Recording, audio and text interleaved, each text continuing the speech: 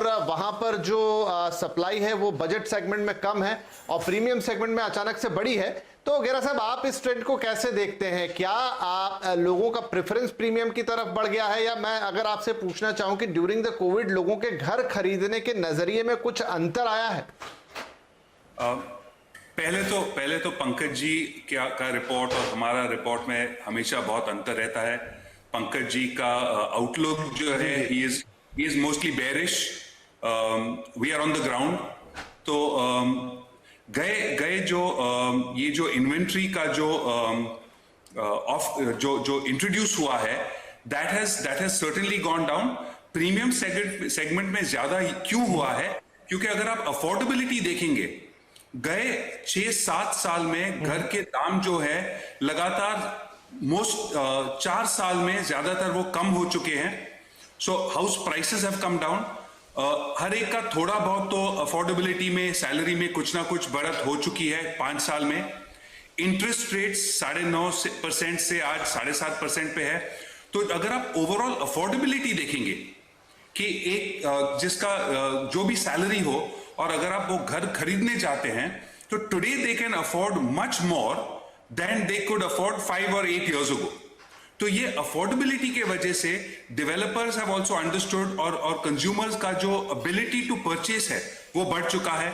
तो वो बड़े घर खरीद रहे हैं। और ये कोविड के वजह से जो छोटे घर में थे, वर्क फ्रॉम होम चालू है, घर में बच्चे हैं, उनके इन-लॉज रहते हैं, पेरेंट्स रहते हैं, तो उसके वजह से people are looking at slightly larger sizes, people are looking at better homes, और अफोर्डेबिलिटी के वजह से they can actually afford to buy those homes. तो ये जो प्रीमियम में जो ज्यादा साइज के जो होम्स बाहर आ रहे हैं, जो मार्केट में आ रहे हैं, it is for those reasons.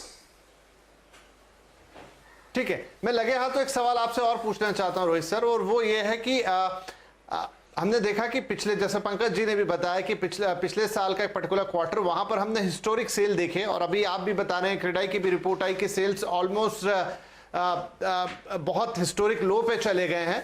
तो क्या जो चीज मूव कर रही थी, या तो पेंट अप डिमांड इकट्ठी हो गई थी तो लोगों ने खरीदा, या फिर गवर्नमेंट में जो इंसेंटिव दिए थे उसने इतना बड़ा ड्राइव क्रिएट किया कि लोगों ने खरीदा? अब जो इंसेंटिव बाहर चले गए हैं तो लोग भी गायब हो गए हैं, या कोई और रीजन आप देखते हैं कि पहली वेव में फिर भी इतना इंपैक्ट नहीं आया था, लेकिन दूसरी वेव ने जिस तरीके से हिट किया तो लोग बहुत ज्यादा कॉशियस हो गए हैं और अभी वो कोई बड़ा इन्वेस्टमेंट, चाहे रहने के पर्पज से हो, चाहे वो इन्वेस्टमेंट के पर्पज से हो, नहीं करना चाहते हैं? ये चेंज के पीछे का कारण आपको क्या लगता है?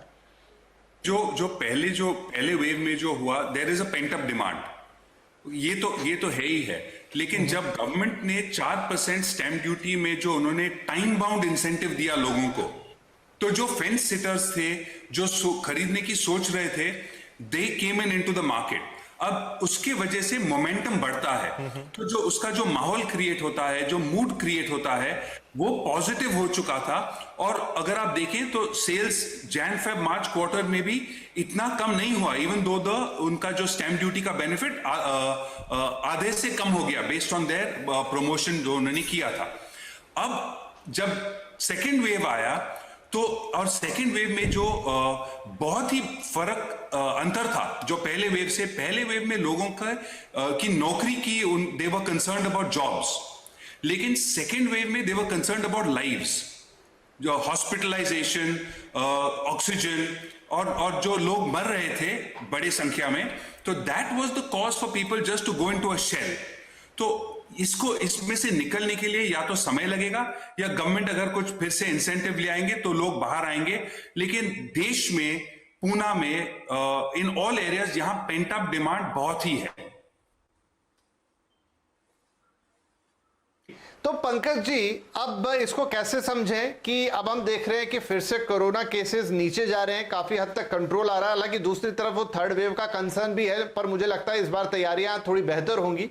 एंड सेकेंडली, क्या गवर्नमेंट का वो जो एक पुश था वो आउट होने से ये सारा का सारा इंपैक्ट आ गया, मतलब मिल गया, वो भी एक मेजर है? अगर आज की तारीख में अगर वो रिडक्शन फिर से आ जाएगा तो क्या हम उसी तरह के सेल्स देखेंगे, या इस बार डायनामिक्स अलग ही हो गए हैं?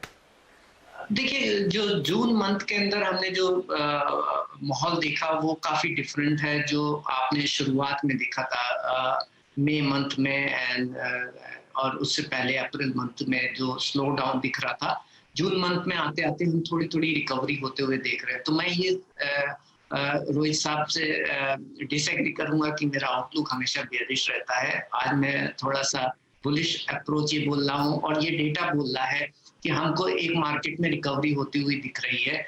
इस मार्केट में जो बड़ी कंट्रेरी है, जो रीजन रोहित जी ने दिए उससे मैं बिल्कुल एग्री करता हूँ, लेकिन जो हम रिसेंट ट्रेंड्स देख रहे हैं वो इतने ज्यादा सबड्यूट नहीं है जो मेरी एंटिसिपेशन थी कि मार्केट में बहुत बड़ा इम्पैक्ट आने वाला है, क्योंकि स्टैम्प ड्यूटी का बेनिफिट भी खत्म हो गया है, पेंट अप डिमांड भी कंज्यूम अप हो गई है और उसके बाद आपका जो है कोविड का इम्पैक्ट भी इस बार ज्यादा है। मेरे ख्याल से जो हमारे देश के जो खरीदार हैं वो इसको वैसे ही ट्रीट कर रहे हैं जैसे आपने मनाली में भीड़ देखी जैसे ही कोविड कम हो गया। तो I think the recovery market